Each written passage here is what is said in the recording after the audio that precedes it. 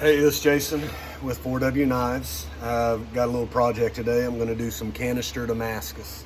Um, I've got some old leftover pieces of Damascus projects that I've done. They're all random sizes, so I thought, why not see if I can put them to use. I've already prepped the inside of the can with some whiteout, hoping that it comes off pretty easily. I've ground all these pieces pretty clean, soaked them in some cleaner, so I think everything should be set pretty decent. I don't know how well they'll fit in here, but I'm going to give it a try. I think I should put the big pieces in first. I'm just going to kind of squeeze them in as good as I can. I have done Canister Damascus before, but it's been a while. I'm hoping that I don't mess this up, but if I do, there's not a big loss. It's just old waste material anyways, so I guess the only loss would be the powder steel that I'm going to have to use up. But I needed to do something different. I've been doing a lot of the same projects and just wanted something different.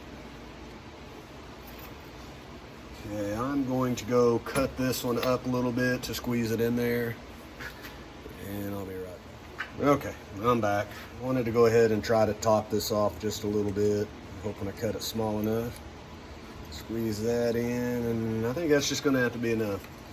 So I've got powder steel. I believe it was $10.95. Yeah, $10.95. Bought it at Jant's a while back. Back whenever I was just trying a bunch of new things. As I said, I haven't done a lot of these, but from what I remember, the key is to make sure that it's as tightly packed as possible. So that's what I'm going to do. So when I take back over on the video, I will have had the cap welded on, this filled up all the way, and I'll start the heating process. I rotated it 2 or 3 times. Just wanted to make sure I had the heat all the way through the canister before I started pressing. Seemed to work okay.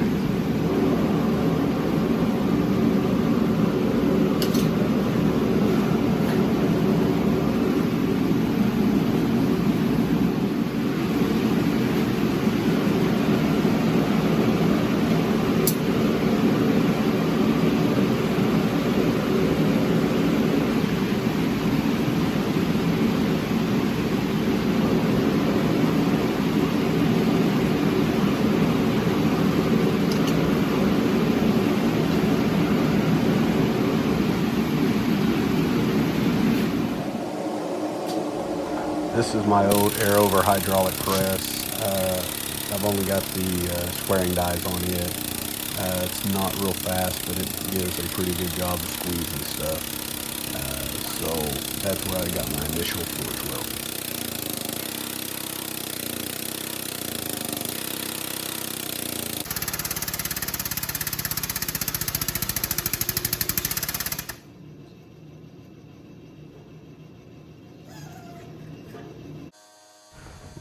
Once I felt like I had a good forge weld with the squaring dies, I took it to my log splitter press, where I went ahead and did 2 or 3 cycles of pressing it down to a more usable size, just to make sure I didn't miss any spots.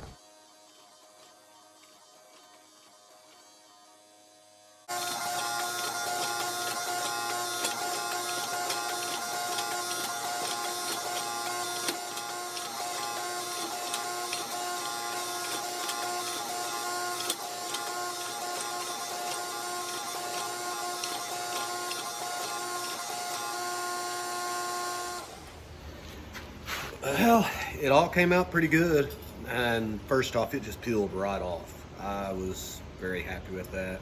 I cut the ends off, made a cut, and it just peeled off like a banana peel. This came out pretty good. There's a little bit right in here that looks a little sketchy. I don't know how far it goes, but I think what I'm going to do is weld a handle on the end of it and get it up to pretty high temps and go ahead and work it down, see what it looks like. I'm thinking I can get it out to about 13 inches long, probably 1.5 inches wide is what I'm going to shoot for. We'll see from there. Okay, this is my roller mill that I use quite often. Part that I didn't show was where I did squish the billet down to the size that you see on this part of the video using the press, but this got it to a uniform size and a more favorable billet.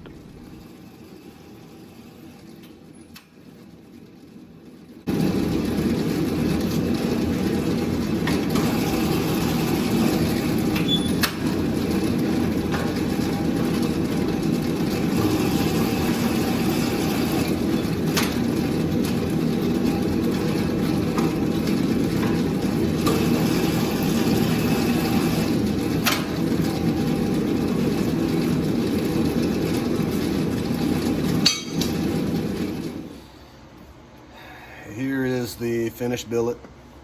I've cleaned it up just with the angle grinder. Other than just a few areas, it looks pretty good. What I'm going to do with this is I'm going to do a stock removal knife, something similar to this, and then with the other half of it, I'm going to do a hand forge on the remainder piece. Don't know what shape I'm going to do yet, but I'll do a couple of separate videos on that. What I will do before I end this video is I will cut this in half, go ahead and do a surface grind on it, and give a test etch. Okay, test etch came out a little inconclusive, but still not too bad. It's really later on whenever I do the next video and I grind out the knives and you get to see the different levels. That's when the design really pops. I hope you check out my next two videos. I'm going to post those right after I post this, and I hope you enjoyed it. Thanks for